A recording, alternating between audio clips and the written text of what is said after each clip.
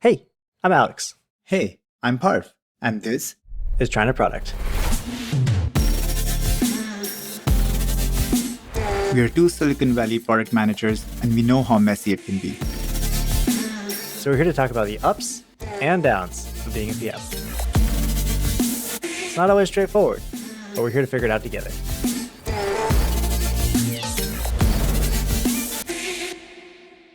On this episode of Trying to Product, I think we want to talk about one of the most controversial topics. Not controversial, but just something that usually I think wouldn't hear on a product podcast, but why you shouldn't be a PM. Oh, yeah. Probably not the most helpful topic coming from two PMs, but I think we might have the best insights into why you shouldn't be a PM. So in one way, it's actually the best people to talk about why. Yeah. I think, especially like if you're like new to product or just getting into it, it kind of gets you an insight into like what it looks like years later. Yeah. Or for those who are thinking about being aspiring product managers, trying to figure out like, is this role something that they want to get into? You'll always find a lot of information out there around what you do as a PM, what are the roles, what are the skills, etc.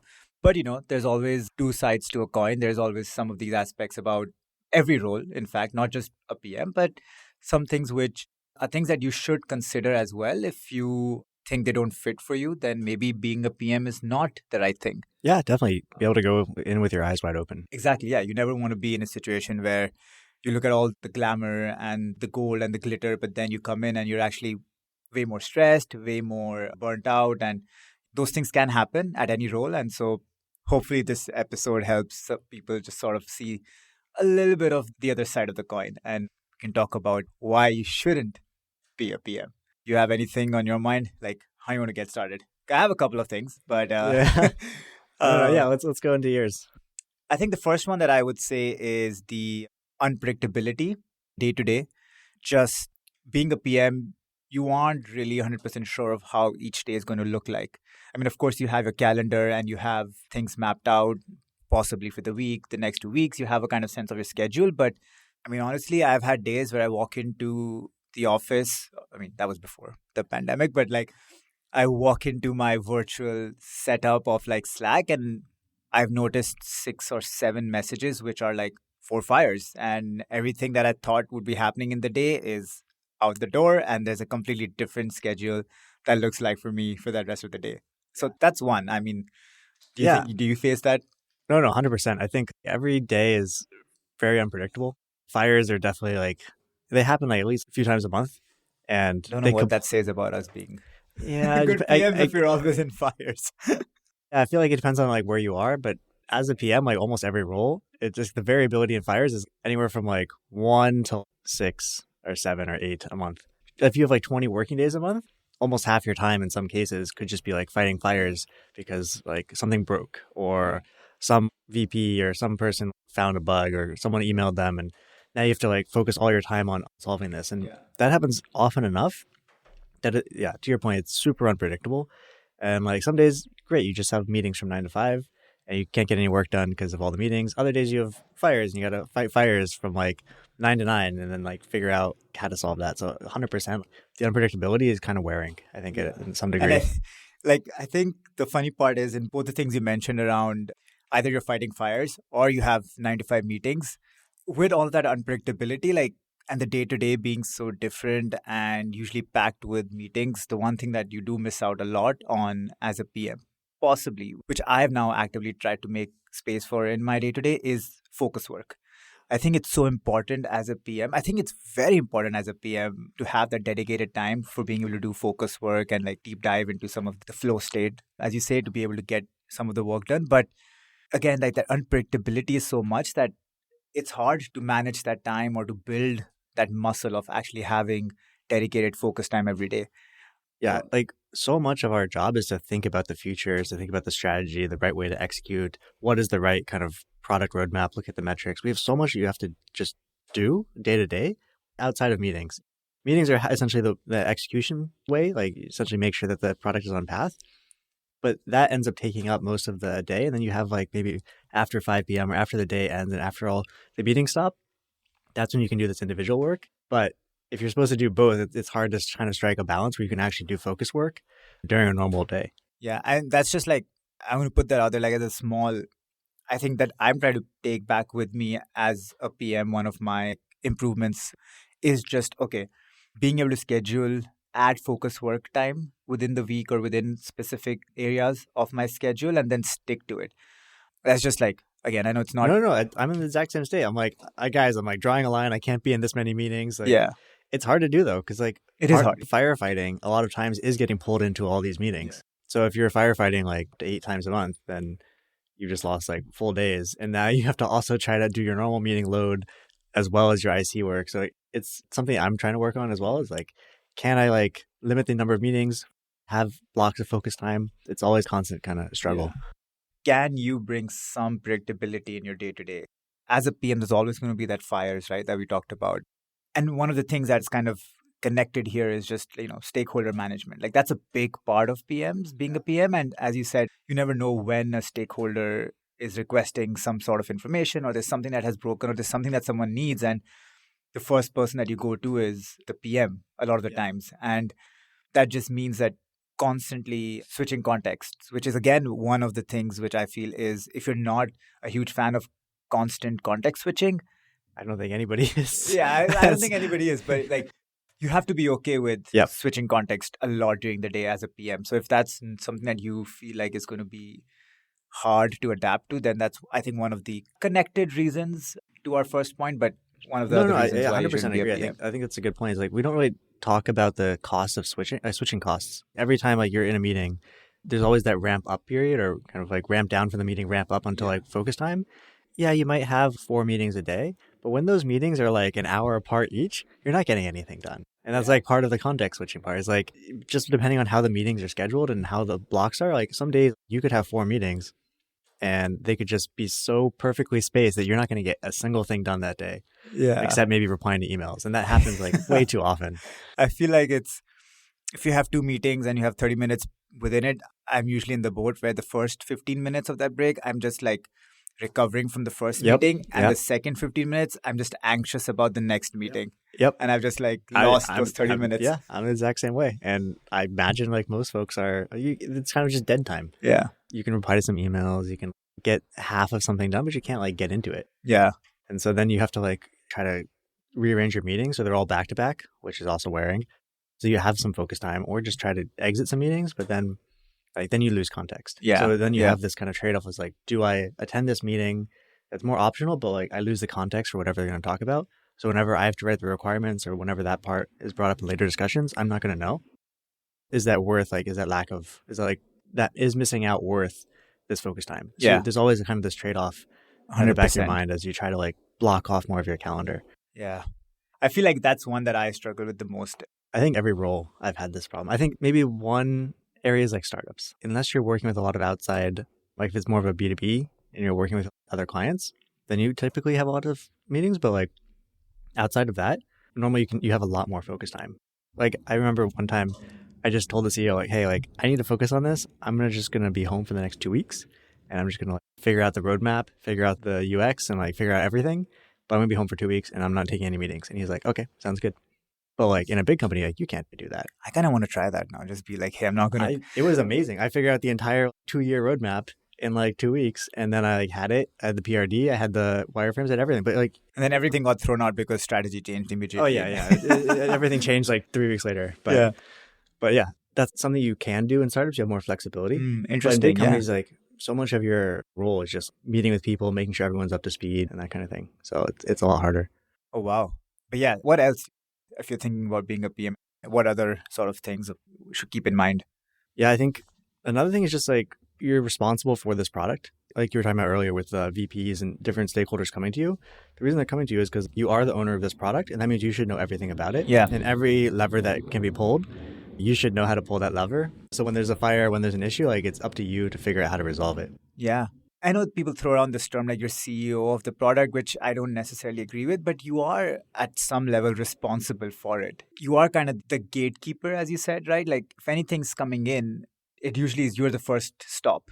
So you're always in that central node from any incoming node. And you have to be like always responsible for answering questions or anything like, hey, what's the KPI here? What's the KR here? What's the functionality here? What's the expected result here? What's the Like, why did you launch this without telling me? Because my team is impacted. Like escalations. Like these are all like essentially you as the PM are responsible. Or why for, haven't you launched this yet? Yeah. Because my team is impacted by this. Like everything falls on you to figure out, to resolve, kind of put away. So that responsibility it sometimes weighs, I think, heavily, especially depending on the product. Your decision impacts all these other teams who are also influenced by your decision with that product.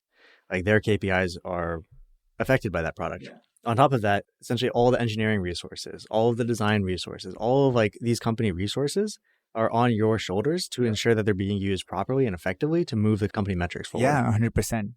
I mean, that's very true. I think it's just that responsibility is huge. And it kind of connects into, I think, another point that we were talking about why you shouldn't be a PM is that the sense of like being responsible and then having accountability, but no real authority, right? Like you aren't necessarily the one who is in charge of the individuals who are on the team. Yeah, it's like this idea of soft power. Essentially, you aren't their manager. So if you are like, hey, like we have to go this direction, you have to come up with a convincing argument, which oftentimes is a good way to stress test. Like if the team believes in your argument, it's probably valid. But sometimes teams don't have the full context and you have to essentially give them that full context, which then takes a lot of time. Yeah. And sometimes like formulating that argument, formulating the decks, trying to make a convincing argument takes a lot of time. Yeah, 100%. You are 100% of the time you're trying to convince someone. You're always in that convincing mode. And of course, there are ways as a PM where you can convince people easily by having, a lot of, as you said, like a good story behind it, having your KRs, KPIs, your metrics in the right place and being able to build off of some of that data. But again, from an outside perspective, you're accountable for a lot of things that you need to deliver, but you really don't have that authority over who's building it or who's part of the team. And you are convincing them constantly to work as a team and help build that product or that feature or deliver an initiative. I think also as a PM, like part of the argument is always data or industry best practices or some other competitors. You have to have like some type of thing that you can fall back on to bolster the argument. But sometimes it's just intuition. It's like, it is, yeah. I don't think that this is going to work because of this, this, and that. If that's not enough, you can't move the team. And if you can't move the team, then you have to figure out some other strategy. And sometimes the thing that you can back up is not necessarily what you think is the best option. Yeah, that's true. It does feel like when you're working with engineering, you're working with design, with research, they all have their own orgs that they report into. They have their own managers. They have their own goals and sort of internal KPIs that they're meeting as a team, as an individual that are being tracked by their manager. You aren't necessarily part of those conversations. So you're kind of living off of borrowed time from every individual. And it's that like... beg, borrow, and steal. I think that's like the mantra. Yeah. Try to get resources wherever you can. Yep, exactly. I think that's one thing I'm learning as well is just constantly evaluating the need for resourcing or just understanding, being able to make a good guess or estimate of like how much resources you need, because that is an argument that you have to be making a lot of the times as a PM specifically. I think that's one, accountability without authority. That can be something that folks might struggle with. That could be something that's hard. And one of those reasons where you might want to stay clear of being a PM if that doesn't sound that appealing. Having to sell your idea like constantly. Everything is just selling this narrative, learning how to like be convincing. You're never not selling. Yeah. Like you're always selling or answering questions. Like, well, I guess it depends on which stage of the project you're in. Yeah. So like when you're like launching, everyone's asking you why you launched, what you launched. And when you're like trying to get people to do something to like take on a new project, then you're trying to sell it, like why this is good for them, all that kind of stuff. So you're always selling. And then once it's sold, you're always answering why you sold it. Yeah. And then putting out fires for people who are mad that you sold it. So. Yeah, that's true. Anything else that comes to mind? I think those are the three ones, but yeah, no, I think I kind of touched on it earlier. Like if you're always selling, you're always trying to convince people, like from the moment you have an idea to the moment you actually are able to execute and launch that idea, there's typically this kind of delayed gratification. The best feeling is like spending all this time on something and being able to like go see what users think. Now, they're not always happy, but like you actually like put something out there in people's hands. Sometimes you get to see your friends actually using what you made, especially for some bigger companies or if it's something more in the consumer side, which is such a like satisfying feeling. But going from idea to selling to execution to QA to launch is such a long period that by the time it actually launches, like at least I feel like I don't care as much as like when I first had that idea. Yeah, that's so true. Like that delayed gratification is a really, really big piece of being a PM. It takes time. you come up with an idea, and as you said, right, that the entire life cycle goes through and then it goes in front of someone. And sometimes those projects can take like months, could take years, sometimes having that launch. And all you have to show for in those 6-7 months is just like documentation and meetings. Although I know we talked about this in one of the previous episodes as well, is like, how do you find moments of gratification and like gratitude and instant gratification while you're a PM? Like things like a successful meeting is a way of being something to be happy about, is that hit of instant gratification, two stakeholders aligning where you thought they wouldn't. That's kind of like, those are all hacks and tricks that you could use. And they are genuine also. I wouldn't say hacks, but overall, I think delayed gratification is a big piece and you have to be okay with that as the PM. I know we've talked about this. You don't have the gratification of like writing a line of code and then seeing that work immediately when you compile. Yeah, I know 100%. I think there's delayed gratification in everything. Like you putting that together, you're able to convince people, and they're all kind of like steps toward this larger thing. But it's a very different feeling than, like you said, like putting code and then like seeing the code like actually work. Designing something and then seeing it go into production. You're not really making anything that's very tangible. And so that kind of lack of being able to like feel your work and touch your work and see your work beyond just the documents and the artifacts that you make is definitely a very different feeling, especially if you're coming from more like the engineering or the design side and you get into PM. And now like you used to be able to like make a wireframe, put the pixels up and see how it looks and be like, man, it feels really good. And then in PM, like you really probably shouldn't be doing that. So now you write this doc and at the end of the doc, you're just like, there's a lot of words here. It's a very different feeling in a lot of ways. That's a big one. I don't know. I'm slowly coming to terms with it, but I think I have to find ways outside of work where I get that instant gratification. No, I think that's in my solve. Is that really? 100%. So yes, I think like especially with the pace that bigger companies move and even larger startups, you're not going to be able to get that same level of gratification as like if you make your own thing. Like the nice thing now with all the tools, like if you make your own side projects is like I can look in Hotjar, I can see someone doing something wonky on the website, I can go to Webflow, I can change the website, and I've just fixed the problem. Yeah. It's like within like 30 minutes, I can spot a problem, fix the problem, even less. And that's such an immense feeling that it can also like kind of like feed into your work. That's true. It can help. I mean, everything's connected. You're right. Yeah, I just had this project that launched like a month ago, and I've been working on it for 9 months. But by the time it launches, like you don't really feel anything. You also moved on to the starting phases of next initiatives or projects. Yeah, because you're always after the next project. Exactly. So like this is a project you initiate like a year and a half before, and it launches, but you're already like working on the next 5. Yeah, it's like weirdly that feeling of you're always running behind, or like there's always something. Well, you're running ahead, right? Because like I think for this, like you write the specs, right? The specs are like you gather the requirements, you codify the requirements, you like then essentially you're in meetings to sign off, make sure everyone like any clarifications you're able to answer. But most of your work has already been done. You're just kind of guiding the ship at that point. Yeah. So by the time something actually like lands, it launches, it's gone through so many different hands. So much has happened since like you wrote your requirements that you're not really like part of it. You're not part of the day-to-day at that point. Like maybe the QA is your last touch point. And then whenever it launches after QA is probably when maybe weeks, depending on the company. But I do think, like, as you said, this particular piece of delayed gratification is one that you can try and figure out from an organization perspective as well. Yeah, there's lots of different ways to tackle this. And I think like your point where like you have like these little touch points that they like kind of make it feel more tangible to you, like the deck or the requirements or the QA or like any of these kind of things, like seeing the design come to life. There's all sorts of different levels that you can kind of feel like you're actually like making progress and feel good about what you thought about. No, yes, I think the last thing, at least on my mind, is probably loneliness. I think we've touched on this in previous episodes, but isolation as a PM. I remember that one. Yeah, as a PM, you really are like kind of an island in a lot of ways. You work with engineers, you work with design, you work with other PMs, but for your product, you kind of are not the CEO, as we said, but like you are essentially kind of the person in charge of that. And so you're working with all these other groups. But again, like at the end of the day, it's kind of just you on your own, thinking about the ideas, trying to come up with ideas with the team. But you're in charge of the metrics, you're in charge of doing the research, you're in charge of so much of this stuff. And you don't really have like a counterpart normally to kind of work together with. You could talk to other PMs. Pair PMing is not a thing. Yeah, pair PMing is not a thing. It's too expensive. Yeah. So typically like you can talk to other PMs, but they're not going to have the same context as you. Yeah, but I don't know. True. What's been your experience? No, I think that's fair. And we've actually talked in depth about this one as well, right? Being a PM can be isolating. Like, as you said, we are always connected with so many different stakeholders and people, but you're still also alone in a sense because you were the only one thinking about the things that no one else is thinking about. And a lot of the other folks that you interact with, they're so varied that you're always putting on a different hat when you're interacting with them, with each different one. And then you come back and you're just like, okay, that's it. Like you're back with your own thoughts, back with your own PRD, back with your own sort of strategy and thinking. And it could get lonely in that sense of you're the only one who's trying to figure out or deal with this problem. And that feeling can sometimes build up.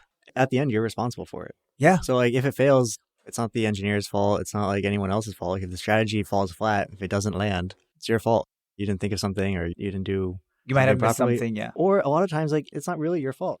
It's You did not. everything properly and it still failed. Yeah. Consumers Yeah. didn't like it. The research was wrong. Whatever it is, there's 1,000 reasons something can fail beyond your control. Yeah. Even if you do the best strategy, the best Yeah. job as you can as a PM, when the thing doesn't work, it's still your fault. Yeah, I mean, it's a part of it. It is, again, one of those things that hopefully it's not something that everyone experiences as a PM a lot, but it is a thing. I feel like it is worth calling out. It can sometimes feel like that. And Yeah, it's just a thing. Yeah, it's just a part of it. I mean, anytime you launch anything, there's a probably higher chance that it fails than it succeeds. It depends on what you launch, the type of company. If you're in a startup, essentially you're mostly launching things that are expected to fail. So there's kind of a feeling that it's not going to land with customers. At bigger companies, you're essentially launching much smaller things. So it's kind of less risk.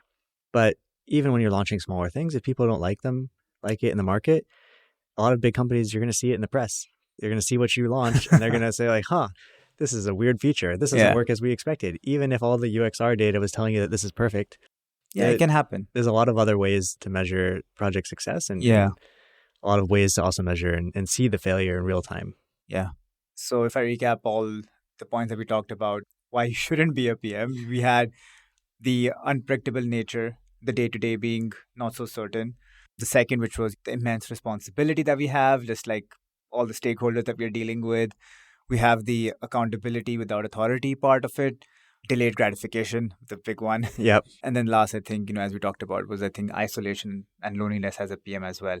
Any others that come to mind? In my head, those are like the 5 big ones. I think the responsibility, I think there's the other attribute is like the companies put a lot of responsibility on you, and that responsibility is partly for the product, but it's also for like millions of dollars of their resources. And like you're pushing all the engineering, like what your decision is ends up influencing tens of millions of dollars of company assets, of company resourcing to essentially push forward a strategy that's supposed to affect the company in a positive way. And I think it also depends on the type of person you are, right? If you're someone who like sees that like, oh, my decision is going to affect $100 million of company resourcing, I need to make the best decision, like that puts a lot of stress on you. And I think it depends on the type of person, but I think a lot of PMs, they want to do the best job. And to do the best job, a lot of that is putting this stress and this pressure on yourself to do and think the best that you possibly can.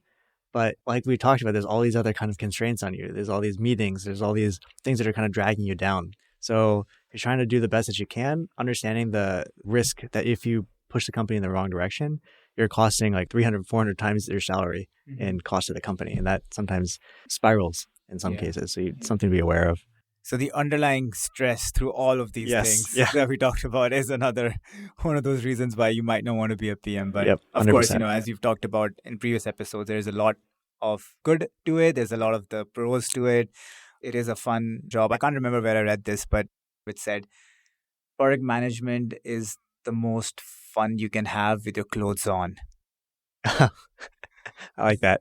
So, there's always that aspect to it as well. Yeah, you're the architect. I mean, essentially, you're the one telling everybody and convincing them on what to do. And there's a lot of kind of gratification, delayed gratification to executing on that. Of course. But so, in case anyone's wondering if there should be or not be a PM, hopefully this just helps shed light on some of the other aspects of why you shouldn't be a PM. Yeah, absolutely. Cool.